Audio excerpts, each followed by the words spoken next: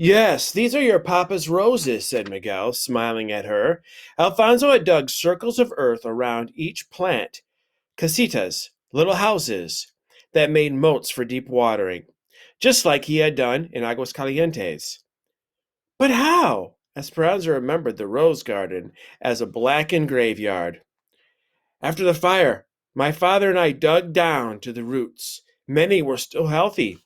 We carried the cuttings from Aguas Calientes, and that's why we had to keep them wet. We think they will grow. In time, we'll see how many bloom. Esperanza bent closer to look at the stems rooted in mulch. They were leafless and stubby, but lovingly planted. She remembered the night before the fire, when she had last seen the roses and had wanted to ask Hortensia to make rosehip tea. But she never had the chance. Now, if they bloomed, she could drink the memories of the roses that had known Papa. She looked at Miguel, blinking back tears. Which one is yours? Miguel pointed to one. Which one is mine? He smiled and pointed to the one that was closest to the cabin wall and already had a makeshift trellis propped against it. So you could climb, he said. Mama walked up and down, carefully touching each cutting. She took Alfonso's hands in her own and kissed him on each cheek. Then she went to Miguel and did the same. Muchas gracias, she said. Mama looked at Esperanza. Didn't I tell you that Papa's heart would find us wherever we go? The next morning, Hortensia put a piece of fabric over the window and sent Alfonso next door with Miguel, Juan, and the babies. Hortensia, Mama, and Josefina brought in the big wash tubs and filled them half full with cold water. Then they heated pots of water on the stove and warmed the baths. Esperanza was excited at the idea of getting into a tub. All they had done since they arrived was wash their faces and arms with cold water in the sink. She hadn't had a real bath since she left Aguas Calientes. But it was Saturday, and tonight was the Jamaica, so the entire camp was getting cleaned up. Baths were being taken, shirts ironed, and hair washed and crimped. Hortensia had given Esperanza her baths since she was a baby, and they had an established routine. Esperanza stood near the tub with her arms outstretched while Hortensia undressed her. Then she got in the tub and tried not to wiggle while Hortensia washed her. She'd tilt her head back, keeping her eyes closed, while Hortensia rinsed her hair. Finally, she stood up and nodded, which was Hortensia's signal to wrap the towel around her. Esperanza went to one of the wash tubs, put her hands out to her sides, and waited. Josefina looked at Hortensia and raised her eyebrows. Isabel said, Esperanza, what are you doing? Mama walked over to Esperanza and said softly, I've been thinking that you are old enough to bathe yourself, don't you think? Esperanza quickly dropped her arms and remembered Mama's taunting voice saying, No one will be waiting on you here. Yes, Mama, she said. And for the second time in 2 days, she felt her face burning as everyone stared at her. Hortensia came over, put her arm around Esperanza, and said, We are accustomed to doing things a certain way, aren't we, Esperanza? But I guess I am not too old to change.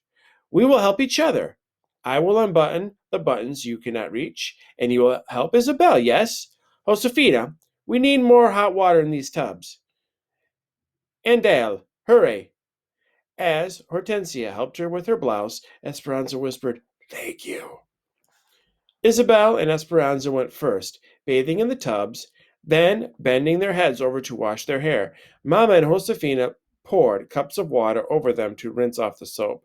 The women took turns going back and forth to the stove for hot water. Esperanza liked being with all of them in the tiny room, talking and laughing and rinsing each other's hair. Josefina and Hortensia talked about all the gossip in the camp. Mama sat in her slip and combed out Isabel's tangles. The women took their turns, and when Hortensia needed hot water, Esperanza rushed to get it for her before anyone else could. Clean and dressed, with still wet hair, Esperanza and Isabel went outside to the wooden table under the trees. Josefina had given them a burlap bag of almonds. that she wanted shelled. Isabel bent over and brushed her hair in the dry air. Are you coming to the Jamaica tonight? She asked. Esperanza didn't answer at first. She had not left the cabin since she had made a fool of herself yesterday. I don't know, maybe. My mamma said it is best to get it over with and face people, and that if they tease you, you should just laugh, said Isabel. I know, said Esperanza, fluffing her own hair that was almost already dry. She dumped the nuts onto the table and picked up an almond still in its flattened pod. The soft and fuzzy outside hull looked like two hands pressed together, protecting something inside. Esperanza popped it open and found the almond shell. She snapped the edge of the shell and pried it apart, then pulled the meat from its defenses and ate it. I suppose Marta will be there tonight? Probably, said Isabel. And all of her friends, too. How does she know English? She was born here and her mother, too. They are citizens, said Isabel, helping shell the almonds. Her father came from Sonora during the Revolution. They have never even been to Mexico. There's lots of kids who live in our camp who have never been to Mexico. My father doesn't like it when Marta comes to our Jamaicas, though, because she was always talking to people about striking.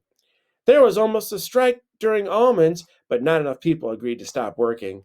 My mama says that if there had been a strike, we would have had to go into the orchard and shake the tree ourselves for these almonds. Then we're lucky. What is your mother making with these nuts? Flan de almendra, said Isabel. She will sell slices at the Jamaica tonight. Esperanza's mouth watered. Almond flan was one of her favorite sweets. Then I've made my decision. I will come. The platform was lit up with bright, big lights.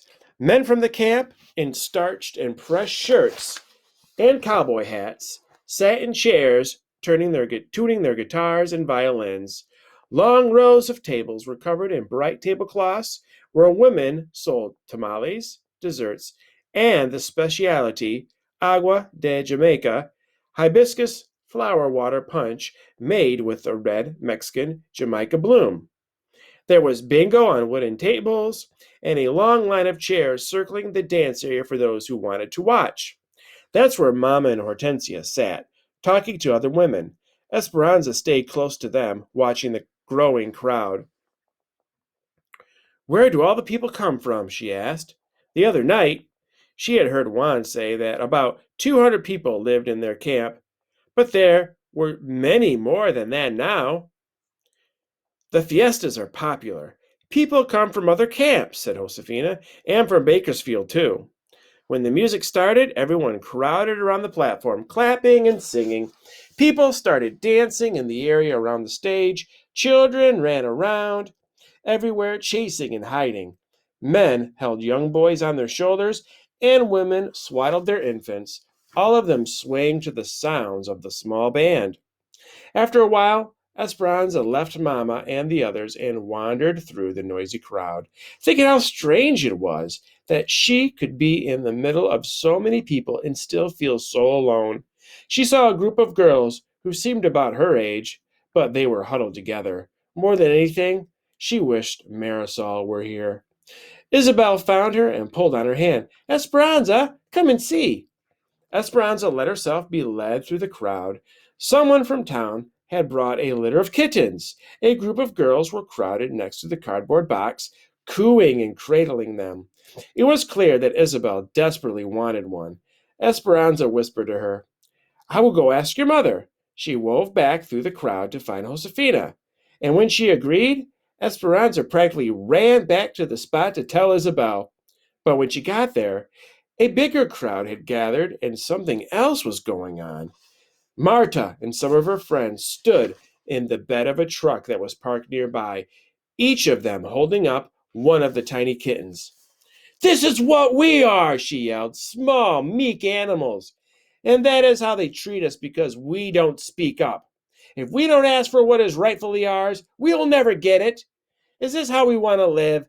She held the kitten by the back of the neck, waving it high in the air. It hung limp in front of the crowd. With no decent home and at the mercy of those bigger than us, richer than us? Isabel trembled, her eyes in a panic. Will she drop it? A man called out. Maybe all that cat wants to do is feed its family. Maybe it doesn't care what all the other cats are doing. Senor, does it not bother you that some of your compadres live better than others? Yelled one of Marta's friends. We are going to strike in 2 weeks, at the peak of the cotton, for higher wages and better housing. We don't pick cotton on this farm, yelled another man from their camp. What does it matter, yelled Marta, if we all stop working? If all the Mexicans are juntos, together, she made a fist and held it up in the air, then maybe it will help us all, he yelled back. This is a chance we cannot take. We just want to work. That's why we came here. Get out of our camp. A cheer rose up around him. People started shoving, and Esperanza grabbed Isabel's hand and pulled her aside. A young man jumped into the truck and started the engine. Marta and the others tossed the kitten into the field. Then they pulled some of their supporters into the back of the truck with them and raised their arms, chanting, Huelga! Huelga! Strike! Strike! She's trying to stir something up, isn't she?